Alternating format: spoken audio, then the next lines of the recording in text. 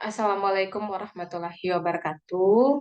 Kami dari kelompok satu pada kesempatan kali ini akan membahas materi tentang statistik inferensial.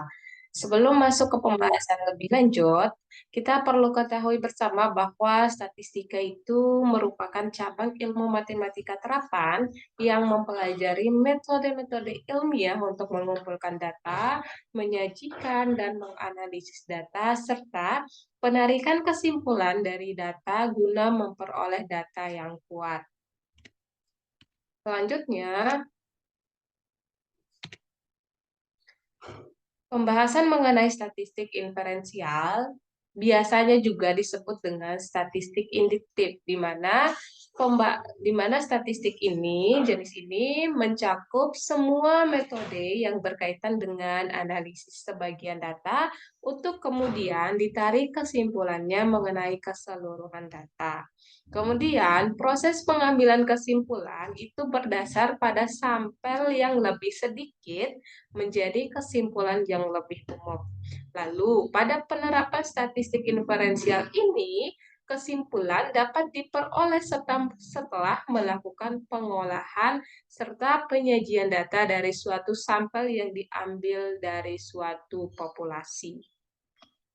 Selanjutnya, dalam penerapannya, statistik inferensial ini dibagi menjadi dua. Yang pertama ada yang dinamakan dengan statistik parametrik. Statistik ini menguji parametrik populasi atau menguji ukuran populasi melalui data sampel dengan menggunakan populasi yang terdistribusi normal. Kemudian, jumlah data yang digunakan berjumlah besar, biasanya di atas 30. Dan jenis data yang digunakan adalah bertipe internal atau rasio. Oke, selanjutnya ada istilah statistik non-parametrik. Nah, statistik ini menguji populasi data dengan ciri data yang tidak terdistribusi normal. Jika jumlah data tidak mencapai prosedur parametrik, maka diusahakan untuk menambah data dan menggunakan jenis data bertipe nominal dan ordinal. Selanjutnya, ruang lingkup statistik inferensial itu membahas distribusi teoritis, kemudian membahas sampling distribusi, teori populasi, uji hipotesis, analisis korelasi, dan uji signifikansi, kemudian analisis regresi, ada juga analisis varians dan analisis covariance. Itu merupakan ruang lingkup dari statistik inferensial. Selanjutnya, manfaat dari statistik inferensial ini lebih khususnya pada penelitian kuantitatif itu dijadikan sebagai dasar persamaan teoritis, kemudian menjadi wujud persamaan teoritis dan menjadi dasar dalam menyusun rancangan penelitian yang kemudian melakukan analisis pada penentuan sampel dan mengolah serta menganalisis data dari hasil penelitian. Selanjutnya, adapun contoh kasus dan penyajian praktisnya akan dibahas dan dijelaskan oleh teman kelompok saya. Selanjutnya, yakni ada praktik statistik secara manual terhadap kasus. Nah, di sini saya akan mengambil salah satu contoh, bisa dilihat beberapa kasusnya di situ. Ada 24 objek. Oke, nah untuk mencari, yang pertama untuk mencari rata-rata, itu rumusnya dengan jumlah data per banyak data. Jadi dari jumlah situ, kita jumlah semuanya dibagi 24 hasilnya 40. Dan untuk nilai endgame-nya secara manual itu bisa ditambah semua per 24 hasilnya 0,68. Nah, untuk mencari nilai endgame itu bisa menggunakan rumus G sama dengan XM dikurangi XN per 100 kurangi XN. G itu sendiri adalah endgame, XM adalah nilai post-test, dan XN adalah nilai pretest. Oke, selanjutnya. Oke, selanjutnya praktik statistik secara Excel terhadap kasus. Oke, yang pertama, dengan data yang sama, langkah yang dapat kita lakukan, yang pertama harus masukkan nilai pretest dan post-test di Excel. Setelah itu, kita cari nilai endgain dengan rumus yang telah tertera di atas. Nah, setelah muncul nilai dari endgain, kita dapat mencari ratanya dengan rumus average seperti gambar di bawah ini. Lalu dihitung dan muncul hasilnya. Lalu untuk mencari distribusi data, bisa dipakaikan secara grafik. Oke, next. Nah, ini adalah grafiknya. Oke, di sini kita langsung masuk ke praktik analisis statistik secara SPSS terhadap kasus uji non-parametrik. Yang pertama, kita menganalisis endgain. Nah, untuk menggunakan SPSS, yang pertama, kita menginput data, pretest dan post-test, lalu cari nilai endgain dengan klik transform, pilih compute variable, lalu masukkan sesuai rumus seperti pada gambar, maka akan muncul seperti ini.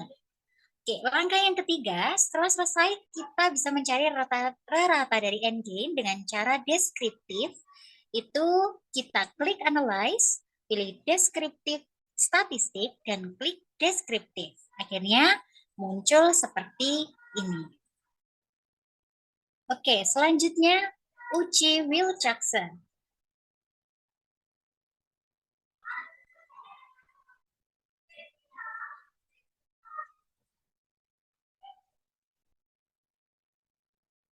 Uji Wilcoxon ini berguna untuk mengukur perbedaan antara dua kelompok data yang berpasangan tetapi tidak terdistribusi secara normal.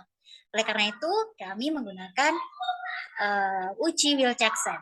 Langkah yang pertama, jadi kita masukkan data yang telah terpilih, lalu klik Analyze, lalu Non-Parametric Test, Legacy Dialog, lalu klik to Relate Sample. Akhirnya muncul seperti ini. Oke, langkah selanjutnya setelah muncul seperti itu, kita pindah data ya dari kolom kiri ke kolom test pairs, atau lalu setelah itu centang di Wilcoxon dan klik OK. Nah, setelah itu akan muncul data seperti gambar di samping. Nah, ini adalah data rank. Yang pertama rank, yang kedua ada tes statistik. Oke, saya akan menjelaskan mengenai penjelasan dari data tersebut. Negatif rank itu bernilai 0, itu artinya tidak ada penurunan dari pretest ke nilai post-test. Kalau positif rank di N terdapat 24, artinya semua siswa mengalami peningkatan sebesar 12,50, sedangkan ranking positifnya sebesar 253. Ties. Kesamaan nilai pre dan post adalah 0. Itu artinya tidak ada nilai yang sama antara pre dan post.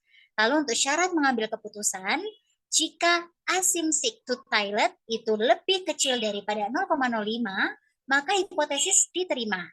Kalau asymptotic to Toilet lebih besar daripada 0,05, maka hipotesis itu akan ditolak. Ya, berdasarkan tes statistik diketahui bahwa asymptotic to Toilet bernilai 0,001, maka dapat disimpulkan bahwa hipotesis diterima. Selanjutnya uji parametrik. Oke, di sini saya akan menggunakan uji Shapiro-Wilk. Nah, di Shapiro-Wilk ini itu untuk mengetahui data yang terdistribusi apakah dia itu normal atau tidak.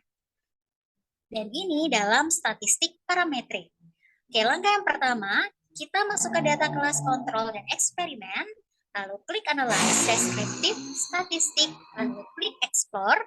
Setelah itu pindah ke Independent Line dan klik Plots, seperti pada gambar. Lalu klik Normality Plus dan Continue. Selanjutnya klik OK, maka data akan muncul seperti itu. Oke. Berikut penjelasan dari data tersebut. Yang pertama, syarat mengambil keputusan signifikansi. Jika lebih besar daripada 0,05, maka akan terdistribusi normal. Jika nilai signifikansi lebih kecil daripada 0,05, maka data penelitian tidak terdistribusi normal. Maka kalau kita lihat di kelas A dan kelas B, di test of normality, maka dia terdistribusi normal karena besarnya 0,124 dan 0,161. Oke, selanjutnya kita masuk ke uji beda one way ANOVA. Oke, langkah yang pertama, kita klik analyze, lalu compare means, lalu one way ANOVA. Nah, setelah itu, masukkan skor ke independent list, sedangkan kelompok di faktor. Selanjutnya, klik option, homogeneity, dan continue, maka akan muncul seperti data di sini, di samping ini. Oke, berikut adalah penjelasan dari data tersebut. Nah, kriteria pengujian homogenitas jika nilai sig p-value based on mean lebih kecil daripada 0,05, maka tidak terpenuhi. Jika nilai sig p-value based on mean lebih besar daripada 0,05, maka terpenuhi. Nah, dari data tersebut, homogenitasnya terpenuhi. Yang kedua, kriteria pengujian one way ANOVA nilai sig p-value based on mean itu jika lebih kecil daripada 0,05, maka ada perbedaan. Jika sebaliknya, maka tidak ada perbedaan. Nah, jika kita lihat di data tersebut ada perbedaan secara signifikan. Oke, itulah presentasi dari kelompok kami. Apabila ada salah kata, mohon maaf. Wassalamualaikum warahmatullahi wabarakatuh.